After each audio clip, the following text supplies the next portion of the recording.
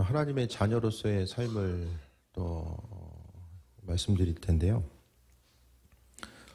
하나님의 자녀들은 그에 합당한 삶에 있어서의 증거들이 나타나게 됩니다.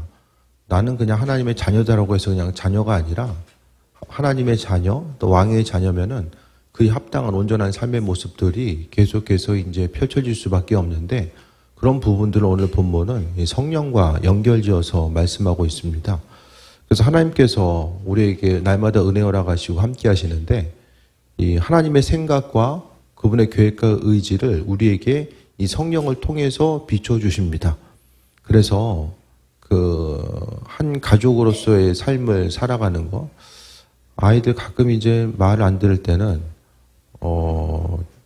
이제 아이들이 하고 싶은 대로 하고 이제 삶을 살고자 할 때가 분명히 있잖아요. 하고 싶은 건 언제 해야 됩니까? 집 나가면 해라. 우리 집은 우리 집 나름대로의 그 룰과 규칙이 있으니까 그게 마음에 들면 이 집에 있는 거고, 이게 좀 애매하고 그냥 따르기 힘들다 그러면 짐 싸서 나가시면 된다, 이렇게 선택권을 드리거든요. 가족 내에서, 가족 공동체도 공동체잖아요. 어느 공동체간 간에 또 이렇게 규칙이 있고 그 규칙에 의해서 움직여지는 부분, 물론 그 규칙 자체가 이 가정이 설정해 놓은 그 일방적인 규칙이 될 수 있지만은, 그래도 좀 공감대를 형성할 수 있는 이 규칙 가운데서 서로 움직이고 반응할 수 있으면은 또 그 가운데서 우리가 또 세이 먹고 나갈 수 있는 부분들, 협력해서 나갈 수 있는 부분들이 있잖아요. 마찬가지로 하나님 나라의 백성이면 하나님의 말씀대로 우리에게 비춰주시고 은혜로 함께 하신 부분들이 분명하게 있는데, 그 은혜 가운데 우리가 인도하심 받는 삶, 그러니까 하나님께서 우리에게 원하시는 삶, 그 성령의 인도하심 따라 온전한 삶을 살아가야 됨을 또 이야기하고 있습니다. 그래서 하나님의 자녀로서의 삶을 살아감에 있어서 첫 번째는요, 육신에 얽매이지 않고 성령의 인도하심을 따라 살아가야 됩니다. 사람의 본성, 우리는 어떻습니까? 아무것도 안 해도 되는 그 편안한 시간에 어떤 일을 행하십니까? 주로? 오늘 정말 그 하루 종일 피곤했는데 집에 가가지고 얼른 가서 말씀 봐야지? 성경 말씀 보면서 좀 새 힘을 얻어야지? 물론 그런 분들도 있겠지만 많은 경우에 있어서는 그동안 못 봤던 드라마 이제 몰아보기 보면서 이제 아무것도 하기 싫고 그냥 누워서, 예? 그냥 편안하게, 예? 그러니까 사람의 본성 자체가요, 하나님 기뻐하시고 원하시는 그 온전한 삶, 우리의 영적인 유익을 위해서 삶을 살아가기보다는 육신의 생각은 항상 하나님의 생각과 반대될 때가 많이 있거든요. 물론 하나님이 우리가 뭐 드라마 보는 거 싫어하시고 그러지는 않으세요.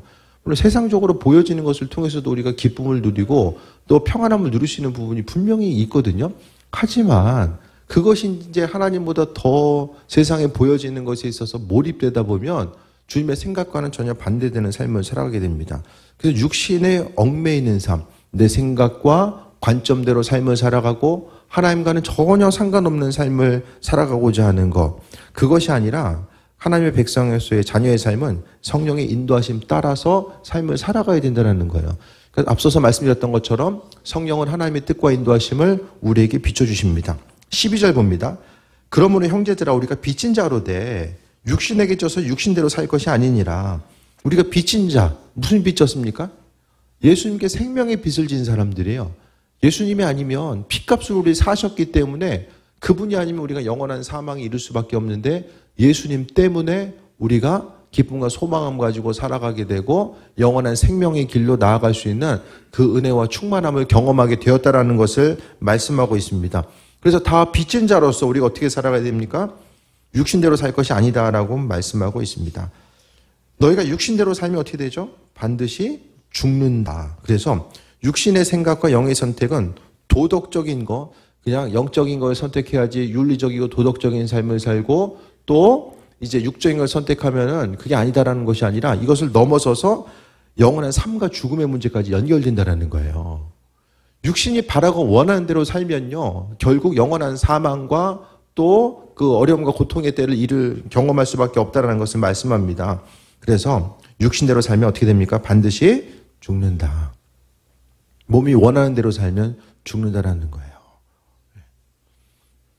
사람이 이제 먹고 싶은 게 많아도 좀 이렇게 절제하면서 살아가잖아요. 왜 그렇습니까? 네. 몸의 건강을 지키기 위해서는 절제해야 되고 또 움직여야 되고 그러니까 육신대로 살면 반드시 죽는데 영으로서 몸의 행실을 죽이면 산다라고 말씀하고 있습니다. 영으로서 몸의 행실을 죽인다는 것이 성령의 인도하심을 통해 삶을 살아간다는 거. 그래서 오늘 본문에 있어서의 전체적인 주제는요. 하나님의 자녀로서의 삶을 어떻게 살아갈 수 있을까? 그에 합당한 증거들이 어떻게 나타날 수 있을까? 그 핵심은 바로 성령의 인도하심 따라 살아가야 되고요. 성령의 인도하심 따라 살기 위해서는 어떻게 됩니까?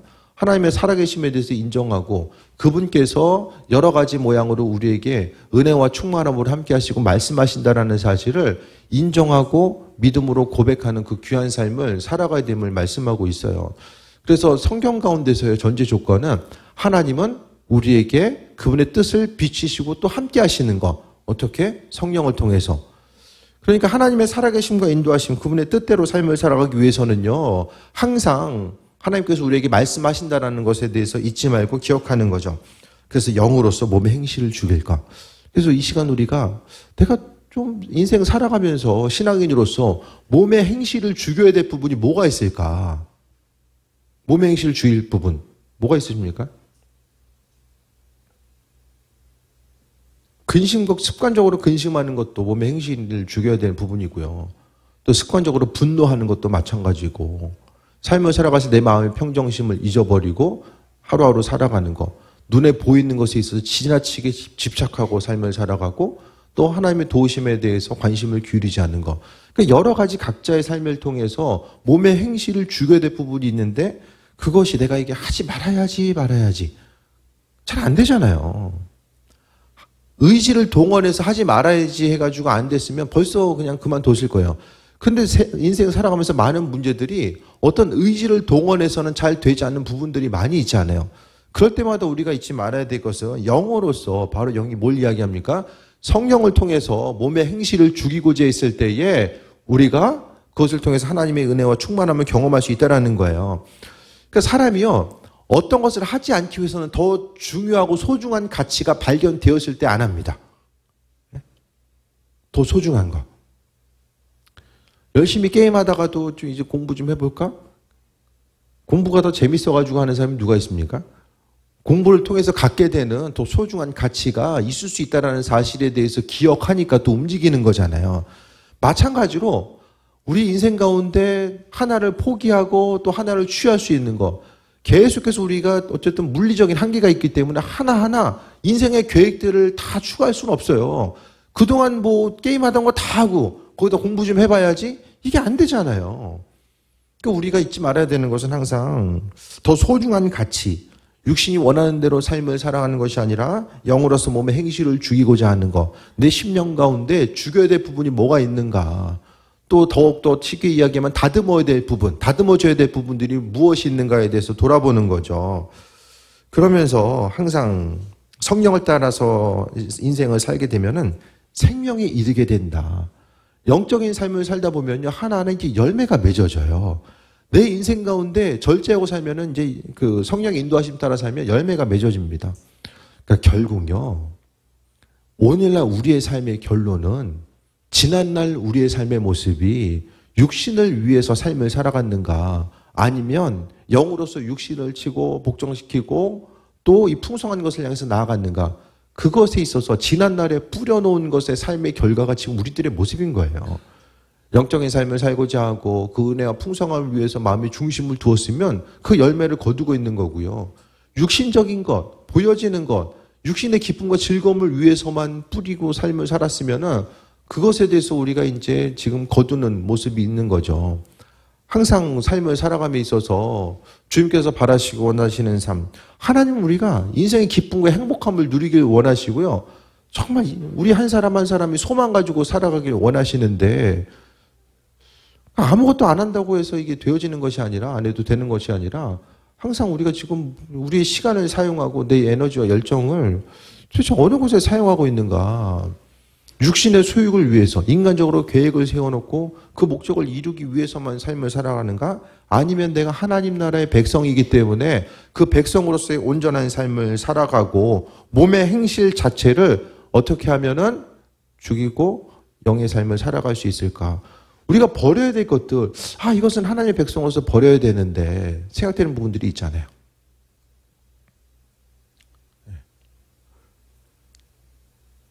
바닥만 계속 보면 고개 아픕니다. 여기 보면서 들으시라고 지금 해놓은 거예요.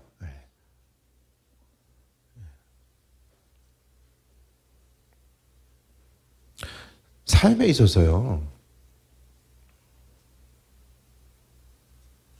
영적인 삶을 살아가는 것이 이 세상적인 것만 바라봐서 그게 아니라 궁극적으로는 내가 하나님의 자녀이기 때문에 자녀로서의 이 자존감이 있고 내 인생에 자존감이 있으니까 해야 될 것과 하지 말아야 될 것들이 자연스럽게 구분되는 거예요.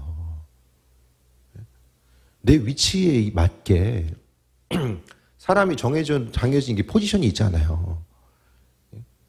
그래서 하나님의 백성으로서의 이 자존감이 있는 사람들은 내가 왕의 자녀이고 하나님의 백성이니까 이런 부분들은 기쁨으로 해야지, 또 이런 부분들을 하고 싶지만 내가 절제해야지, 그런 부분들이 생겨지잖아요. 저는 목회자니까 목회자로서 해야 될 것과 하지 말아야 될 것들을 구분하는 것. 누가 얘기를 해줘서가 아니라 내가 하나님께서 나에게 허락하신 직분이 있고 그 직분에 맞는 삶을 살기 위해서 하고 싶은 것이 있지만은 또 절제해야 될 때가 분명히 있고 하기 싫지만 해야 될 때가 분명히 있는 거, 이거 한 가지 한 가지를 생각했을 때에 하나님께서 주신 직분과 은혜와 또 왕의 자녀로서의 허락하신 부분들이 있으니까 이것을 행하는 거거든요. 그러니까 우리가 삶을 살아감에 있어서 하나님의 자녀로서의 그 온전한 삶을 살아가는 부분들이 뭘까에 대해서 다시 한번 돌아보고 나아가는 거죠.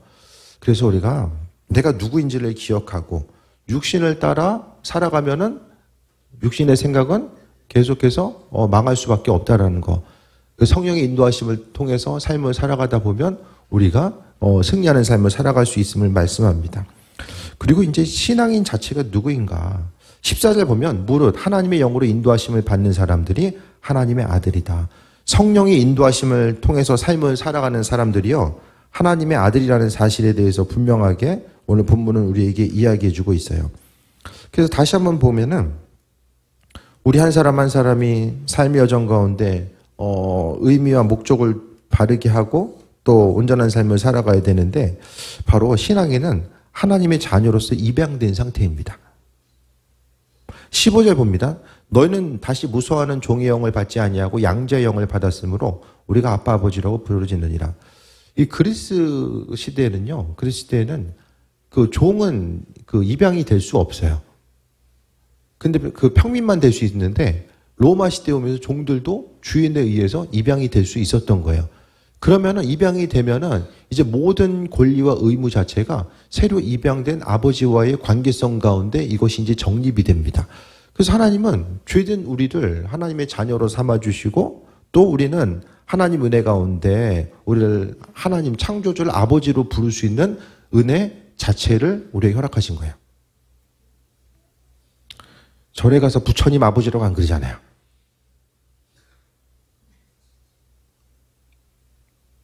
친밀함이 있습니까? 아까 오전에도 청력 공부하면서 그런 얘기를 나눴었는데, 알라신 아버지, 부처님 아버지 얘기 안 하잖아요. 하나님 우리를 아버지로, 자녀된 우리가요, 그분을 아버지로서 부르는 것을 허락하셨어요. 부모와 자녀는요, 밀접한 관계이고 또 친밀한 관계를 나타내잖아요.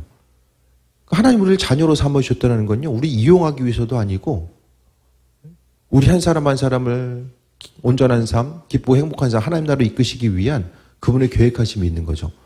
하나님 우리를 친밀한 관계로 불러주시고 자녀로 삼아주시고 빛으로서 삼아주시고 또 소금이라고 말씀하셨고 왕의 자녀로 말씀하셨는데, 그 자존감을 가지고 우리가 삶을 살아가고 하나님의 아들, 하나님의 백성이구나. 자녀는 해야 될 것이 이 당시에 뭐가 중요합니까? 부모의 말씀을 듣고 순종하고 반응하는 거. 그게 자녀의 의무였거든요. 지금도 마찬가지입니다. 우리가 종이 아니라 양자예요. 하나님께서 우리를 양자로 삼아주시고 자녀로 삼아주셨어요. 그리고 심지어 16절에 보면 성령께서 우리로 하여금 하나님의 자녀인 것을 증언하신다. 성령의 인도하심과 예비하심을 통해서 살아가는 것이 이제 무엇보다도 삶의 여정 가운데 중심이 되어야 되는 것을 또 이야기합니다. 그래서 우리가 하나님께서 우리를 자녀로 삼아주시고 또 믿는 자로서의 복된 삶을 허락해 주셨는데, 주를 믿는 사람은 두려움에 사로잡힌 종이 아니라 사랑받는 자녀다라고 합니다. 그 인생 가운데 아버지께서 우리를 향한 계획하심이 있는데 눈에 보이는 것 때문에 계속해서 조마조마하고 인생 살아감에 있어서 좀 한 주간을 바라보면서 하나님이 일하실 것에 대한 그 계획하심에 대한 소망함을 가지고 살아가야 되는데, 야, 이번 한 주간 또 얼마나 힘들까, 감당하기 힘든 어떤 일들이 어떻게 나타날까, 그것에 대해서 두려움을 가지고 삶을 살아가게 되면 우리가 또 은혜 가운데 충만한 삶을 살아가지 못한다라는 것을 또 잊지 말아야만 합니다. 그래서 하나님은 주인 되셔서 아버지의 선하신 뜻과 인도하심을 우리에게 비춰주시고 함께 해주시는데, 믿는 사람들에게 있어서 항상 조심해야 될 것은 두려움이에요. 두려움. 하나님께서 우리에게 은혜와 충만함을 허락하시는데 환경 바라보면서 두려움을 갖게 되거든요. 마음속 깊은 곳으로부터 커다란, 그러니까 근심 걱정 자체는 두려움으로부터 출발하는데, 내가 지금 두려워하는 것이 뭐지? 이게 또 두려워하는 이유가 뭘까? 또 내가 두려운 마음을 갖고 있는 것이 이것이 하나님 보시기에도 합당한 것인가를 생각해 봐야 됩니다. 자녀로서 우리에게 은혜로 허락하여 주시고 함께 하시는 것. 우리가 삶을 살아가면서요, 환경 바라보면 뭐 걱정거리 아닌 것들이 뭐가 있습니까? 다. 하지만은 그래도 소망 가지고 나아갈 수 있는 것 자체는요, 하나님의 약속이 있고 우리를 자녀로 삼아주신 것, 창조주 하나님이 우리를 자녀로 삼아주신 것, 그것 자체가 그냥 매번 듣다 보니까 그냥 그런가 보다 할지 모르겠지만은 하나님의 크신 사랑과 은혜이고 충만함의 증거입니다. 그래서 우리가 무엇을 하든지 간에 내가 두려움에 사로잡힌, 종은요, 잘못하면 주인에게 이게 야단맞지 않을까, 이런 부분 때문에 그런 걱정이 있지만은 자녀는요, 잘못한 부분이 있다라고 할지라도 자녀이기 때문에 아버지를 향해서 말할 수 있는 부분들이 분명하게 있잖아요. 그리고 또 무엇보다도 성령의 인도하심. 16절 보면 성령이 친히 우리의 영과 더불어 우리가 하나님의 자녀인 것을 증언하시느니라. 성령은요, 그리스도인 하나님께로 인도하는 힘과 능력입니다. 그래서 우리가 하나님의 백성과 자녀로서의 삶을 살아간다는 것은 다른 어떤 것보다도 우리가 아버지의 뜻이 무엇인지를 알아야 되잖아요. 하나님 나라의 백성, 하나님 나라의 자녀는요, 하나님의 통치를 받는 사람들이거든요. 그 통치를 받기 위해서는요, 하나님의 뜻과 계획하신 그분의 법과 그분의 이끄심이 무엇인지를 알아야 돼요. 그 아는 것 자체가 말씀을 통해 알게 되고요. 그 말씀을 온전히 해석하는 것도 성경은요, 하나님의 뜻, 이 성경의 저자가 바로 하나님이시잖아요. 그분에 대해서 알아야지만이 이 성경의 뜻도 무엇인지를 안다라는 거예요. 그래서 하나님의 뜻을 성경은요, 성령은 아버지 깊은 것까지라도 통달하신다라고 말씀하고 있습니다. 성경의 모든 내용들은요, 하나님의 뜻을 우리에게 비춰주고 계신 거예요. 그래서 성령의 인도하심을 받아야지만이 왕의 자녀로서의 삶을 살아가는 것. 그러니까 무늬만, 이름만 왕의 자녀가 아니라 실질적으로 왕의 자녀로서의 권능을 가지고 살아가는 것. 입술로 선포하는 것이 능력이 되고 하나님의 뜻과 인도하심의 그 계획대로 삶을 살아가는 것.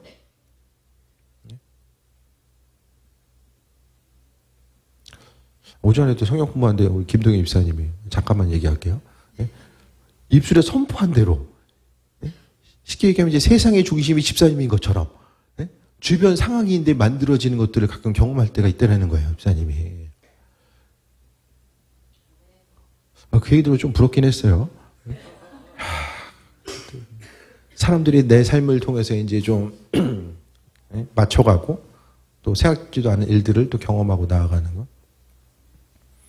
그 왕의 자녀이기 때문에 그 모든 일들이 가능한 거죠. 그 무늬만 왕이 아니라 실질적으로 하나님의 능력의 역사들이 있어져야 돼요. 그 역사가 있기 위해서는 어떻게 됩니까? 항상 하나님의 뜻에 인도하심을 받고 그분의 생각과 주파수를 맞추고자 해야 돼요. 그래서 왕께서 원하시는 부분, 그분의 권능이 무엇인지를 내가 알고 내 안에 믿음이 생겨요. 하나님의 뜻이 무엇인지 아니까 더욱더 확신이 생기는 거예요. 아버지의 뜻을 무엇인지를 모르면 믿음이 생길 수가 없어요. 그래서 주님이 이런 부분을 원하시는구나, 나를 이렇게 사용하시는구나, 이런 부분들이 마음속에 이제 생각이 되면 더욱더 믿는 자로서 복된 삶을 살아갈 수 있게 되고, 말씀 한마디를 선포한다고 할지라도 그것이 이제 능력이 되는 귀한 삶을 살아가게 되는 거죠.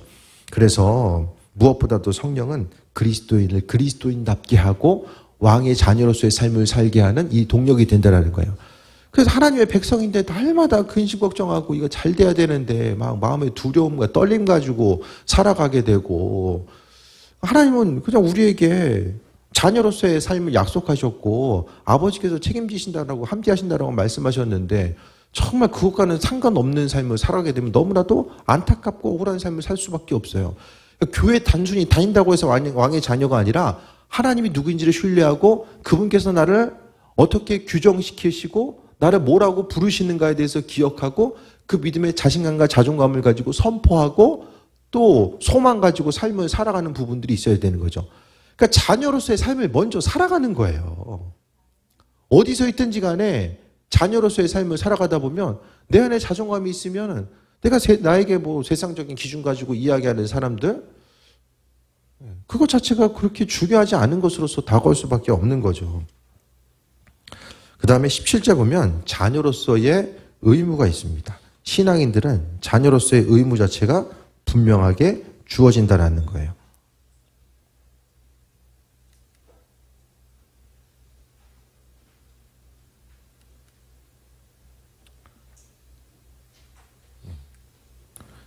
이 앞에 모니터가 좀 안 나와서 3번.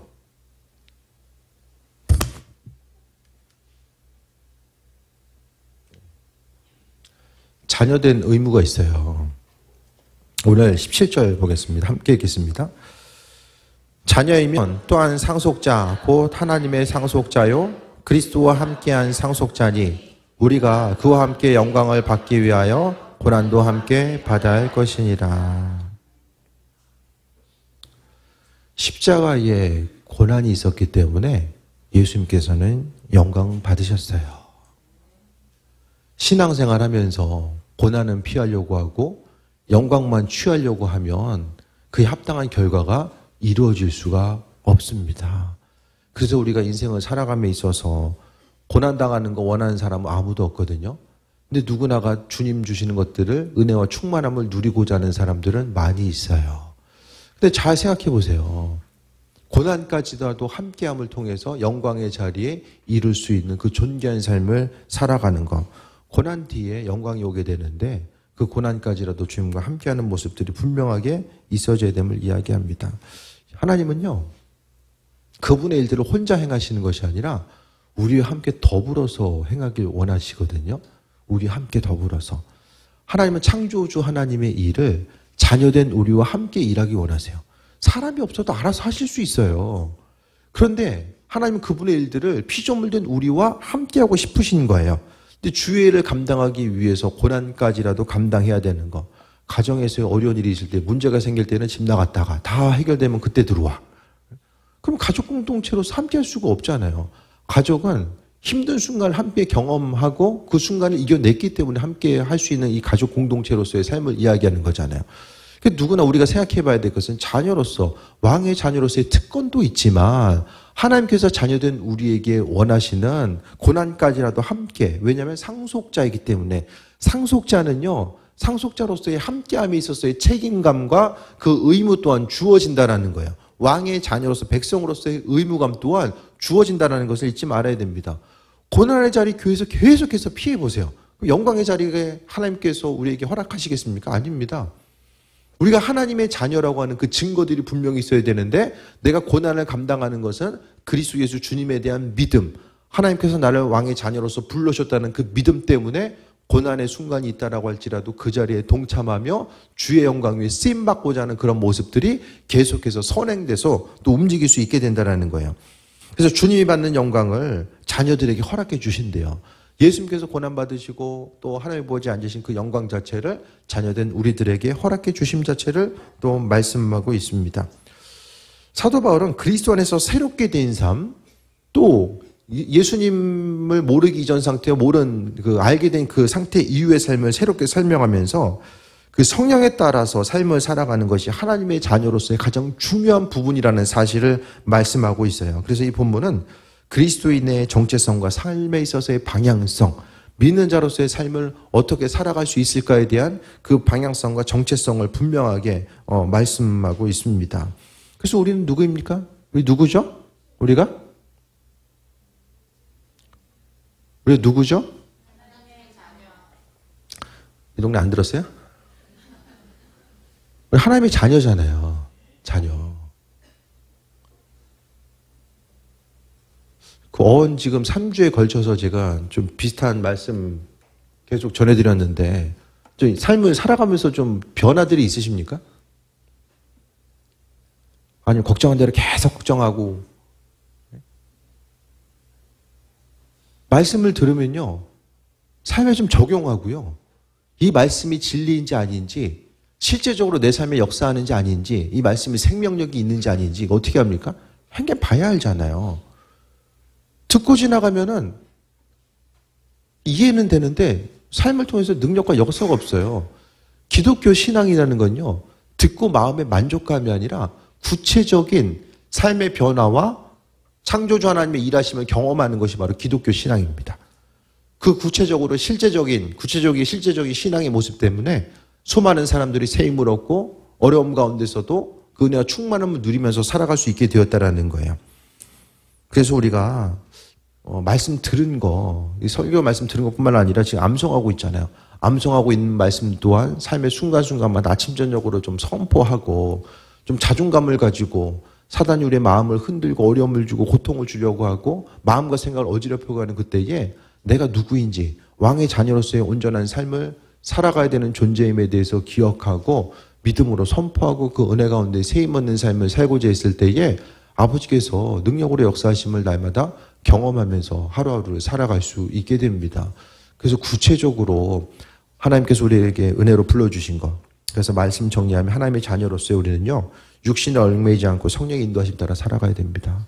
왕의 자녀이기 때문에 육신이 원하는 대로 삶을 살아갈 것이 아니라 성령의 인도하심 따라 삶을 살아가야 되고요. 신앙인은 하나님의 자녀로 입양된 상태입니다. 우리를 자녀로 삼아주신 거, 그리스도 예수를 주인으로서 고백하는 그 순간부터 하나님 우리를 왕의 자녀로 삼아주시고 인도하셨고, 자녀로서의 의무가 있어요. 왕의 자녀이기 때문에 하나님께서 우리에게 허락하신 온전한 의무 자체가 있다라는 거.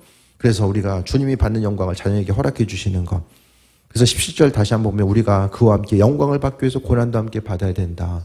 자녀로서의 특권을 갖는다라는 것이 꽃길만 걷는 것이 아니라 어려움의 순간들도 분명하게 이야기하고 있는데, 그 고난의 때에 우리가 다른 거, 우리 육신의 먹고 사는 문제를 위한 고난도 있지만은 무엇보다는 오늘 본문에서의 고난은 주의 영광 위해서 쓰임받기 위한 고난 자체. 그 고난이 힘들고 어려운 것에 대해서 억지로 그냥 이를 악물고 버티는 것이 아니라 내가 왕의 자녀이기 때문에 하나님께서 허락하신 은혜와 특권이 있다는 사실에 대해서 기억하고 삶을 살아가는 것 자체를 말씀합니다. 그래서 우리가 절제해야 될 부분들이 뭐가 있을까? 삶의 여정 가운데 내가 절제해야 될 부분이 뭐가 있을까? 주님 때문에 절제해야 될 부분이 뭐가 있을까 생각해보고, 또 아버지께서 우리에게 마음에 감동 주시는 것들에 대해서 다시 한번 돌아보고 은혜와 충만한 가운데 삶을 살아가는 또 귀한 삶 되시기를 축원드립니다.